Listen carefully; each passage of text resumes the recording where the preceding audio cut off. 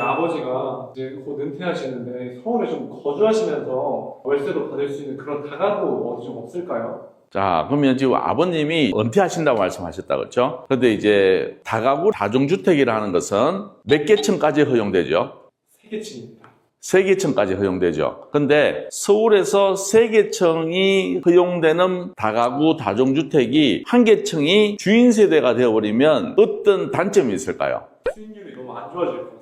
그렇죠. 수익률이 안 나옵니다. 그래서 지방 것은 보면 3개층 중에 1개층을 주인 세대로 만드는 경우가 굉장히 많고, 때로는 대지가 큰 물건들이 많죠. 그래서 그 대지가 크다 보니까 건물도 크겠죠. 그래서 1개층을 주인 세대도 만들고 그 옆에 원룸이나 투룸도 만드는 경우가 굉장히 많지만, 서울에는 1개층 전체를 주인 세대 만들기가 쉽지 않습니다. 그리고 서울에는 땅값이 워낙 비싸니까 1개층에 주인 세대 플러스 임대용 방을 만들기도 쉽지 않겠죠. 그런데 서울의 지금보다는 앞으로 좋아질 지역에 근린 주택이 하나 나왔습니다. 제가 물건을 보면서 설명을 해드리도록 하겠습니다. 아직도 고민하고 계십니까? 저 김멘토가 여러분들 누구나 다 낙찰받고 수익을 만들어 드릴 수 있게끔 제가 여러분들을 앞에서 리더해 드리도록 하겠습니다. 위에 일정 보이시죠? 확인하시고 빨리 연락 주시길 바라겠습니다.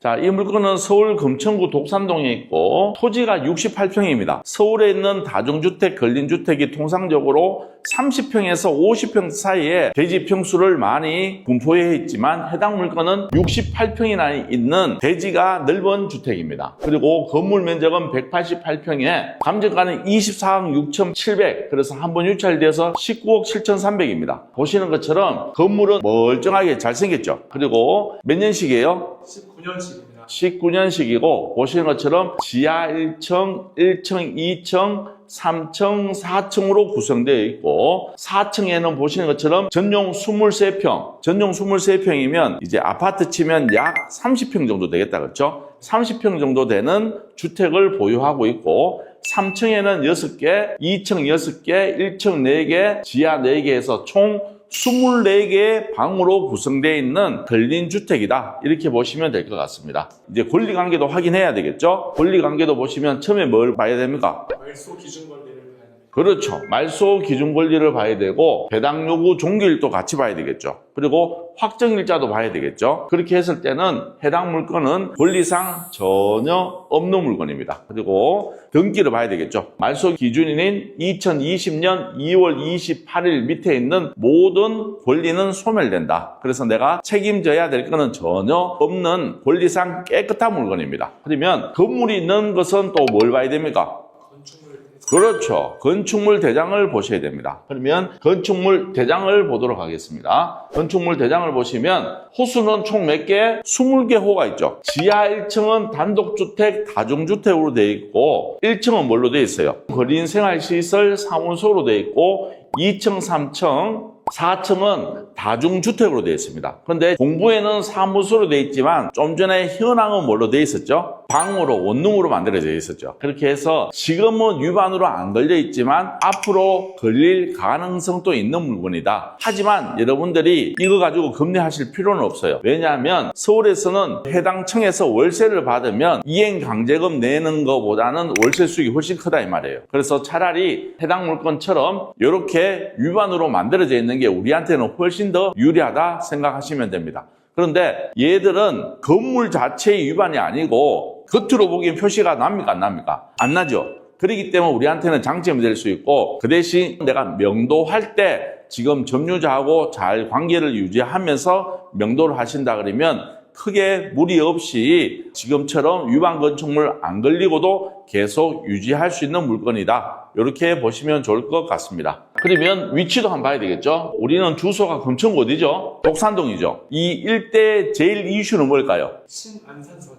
그렇죠. 신안산선 개통이 이 지역의 가장 큰 이슈고, 서울 금천구 독산동은 서울에서 가장 밑에 제일 끝부분에 위치하고 있습니다. 그런데 여기에서는 기존에 전철역이 맞은편에 있는 독산역을 이용할 수밖에 없는 위치에 있었지만 이제는 안산선이 이제 개통하게 되어 있어요. 그러면 여기서는 어떤 사람들이 여기를 이용 많이 할까? 제일 마지막이 어디서 정차합니까? 여의도에서 정차합니다. 여의도에는 그 옆에 있는 신길동이라든지 여의도 오피스텔 같은 경우에는 월세가 다 100만 원 넘습니다. 그러면 직장, 사회, 초년생 입장에서는 집을 구할 때 물론 여의도에 구할 수도 있겠지만 월세에 대한 부담 때문에 밖으로 나올 수 있을까요? 없을까요? 있을 수 있겠죠. 왜냐하면 여기하고 거기는 거의 월세 차이가 배 정도 차이 납니다. 그래서 월세를 조금 아끼고 싶으신 분들은 충분히 이쪽으로 이사 수요는 있을까요? 없을까요? 당연히 있습니다. 그리고 중요한 거는 보시는 것처럼 여기가 이제 독산역 들어오는 데인데 거리를 한번 재보도록 하겠습니다. 우리 해당 물건에서 직선 거리를 얼마 나오냐면 600m 정도 나옵니다. 그러면 실질적으로 남자 걸음으로는 10분 안쪽입니다. 저희들이 서울에 있는 다가구를 볼 때 제일 중요한 게 여기에서 몇 분 거리를 봐라 그랬죠? 10분 안쪽에 있는 거를 보시라. 그래서 여기는 지금은 전철역하고 너무 멀어서 조금 단점 아닌 단점이 될 수 있겠지만 이제 곧 개통되는 신안산선을 통해서 서울의 주요 일자리인 여의도까지는 바로 거의 10분 안쪽에 갈 수 있는 초역세권의 집으로 변모할 수 있다는 엄청난 장점을 가진 입지를 갖고 있는 해당 물건입니다. 그러면 이 주위에는 월세 시세가 얼마 하는지 이제 우리가 또 보셔야 되겠죠. 여기서 잠깐 1인 가구들이 집을 구할 때 전철역 가까운 것도 중요하겠지만 또 뭘 중요시 여길까요? 주위에 인프라를 원합니다. 어떤 인프라를 원하느냐면 여기는 가족 구성원이 많이 삽니까? 1인 가구들이 많이 삽니까? 1인 가구들이 우리 집에 세입자로 거주하고 계시는데 이분들을 유입을 하기 위해서는 주위에 놀거리, 먹거리가 있어야 됩니다. 그런데 독산역 일대는 이 도를 기점으로 모든 먹자 상권이 형성되어 있고 홈플러스 이 일대가 어떻게 보면 금천구, 독산동, 시흥동 일대에서는 메인 상권으로 만들어져 있습니다. 그러면 혼자서 외롭잖아. 퇴근하고 소주 한 잔 먹을 수도 있고 때로는 집에서 밥을 해먹기도 귀찮을 수도 있고 배달 음식을 시켜 먹으면 또 정리하는 것도 귀찮단 말이에요. 이게 몸은 지쳐있기 때문에. 그래서 여기 전철역에서 내리고 이쪽 일대에서 가볍게 소주 한 잔 먹을 수도 있고 저녁을 해결하고 집에 들어갈 수 있다 이 말이에요. 그래서 1인 가구들이 거주하기 좋은 입지라는 것은 전철역에서 10분 안쪽에 걸어갈 수 있는 그런 입지도 있겠지만 그보다 어떻게 보면 더 중요한 것은 뭐냐면 주위에 먹자 상권과 연결된 입지를 보셔야 됩니다. 이 다가구를 잘 모르신 분들은 그냥 역세권만 얘기하지만 여기 전부가 아니다는 사실 또 여러분들이 꼭 알았으면 좋겠습니다. 그러면 이제는 주위에 월세 시세가 얼마 나오는지 한번 보도록 하겠습니다. 월세를 50만 원에서 70만 원 사이 잡으면 우리 해당 물건 근처에 있는 이 물건은 5천에 50만 원이고 25년 정도 되는 물건입니다. 신축급 컨디션이 있고 10년 이내 3천에 50만 원 그리고 우리 집 또 주위에 보면 1천에 50만 원 여기도 10년 이내 되어 있습니다. 그러면 우리는 최소한 월세는 얼마 정도 받을 수 있을까요? 최소 50 정도는 받을 수 있지 않을까 그렇게 생각되고 관리비가 중요합니까 안 합니까? 중요합니다. 관리비는 6만 원 정도는 받을 수 있을 것 같아요. 그러면 우리는 신탁대출 받으니까 우리가 300에서 500만 원 세팅한다 치고 한 500에 50에서 60 정도는 충분히 받을 수 있겠다. 때로는 관리비에서 우리 지출 빼고 실수령액 기준으로 약 60만 원 정도 받을 수 있다는 생각은 듭니다. 그러면 우리가 총 방이 몇 개죠? 22개잖아. 그러면 22개 곱하기 60 하면 얼마입니까? 1300 정도 되겠습니다. 근데 중요한 거는 지하가 있으니까 주인 세대는 자 우리 회원님의 부모님이 거주하시고 나머지 21개를 임대를 준다 그러면 60만 원 잡더라도 약 1200만 원 정도의 기대 수익을 가져갈 수 있다는 뜻입니다.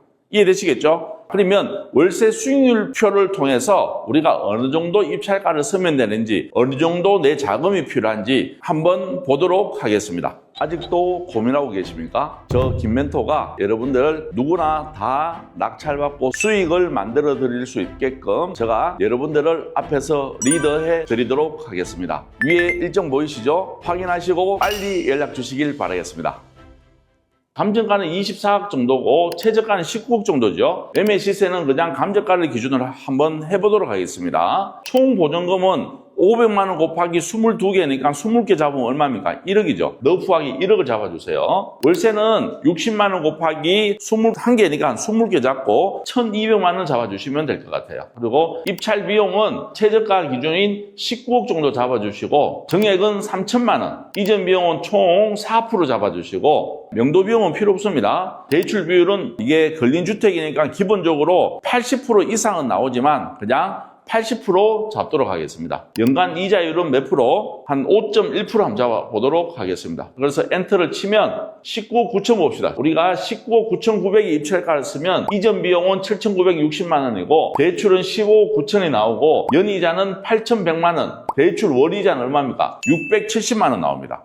많이 나오죠. 실질적으로 내가 이 물건을 입찰 보려고 그러면 얼마 있어야 되느냐면 4억 7,700이 필요합니다. 그리고 순투자금은 보증금 여기에서 1억을 내가 회수하니까 실질적인 거는 3억 7천 정도가 필요하겠죠. 그리고 한 달에 이자를 공제하고는 약 500 정도의 뭐가 생깁니까? 월세 수익이 만들어지고 투자 수익률은 16% 되고 시세 차익은 약 3억 3천이 나온다는 뜻입니다. 생각해 봅시다. 내 초기 투자금이 얼마 있어야 됩니까? 4억 7,700이 필요한 겁니다. 4억 7,700이면 여러분 잘 생각해 보세요. 내가 서울에 만약에 거주한다 그러면 4억 7천짜리 전세라 그러면 매매 가격 얼마 정도 되는 아파트일까요? 8억 내외 정도. 그렇죠. 8억짜리 아파트가 서울에 많이 있어요, 없어요? 있기는 있겠죠. 근데 우리는 주인 세대가 몇 평이었죠? 전용이 23평.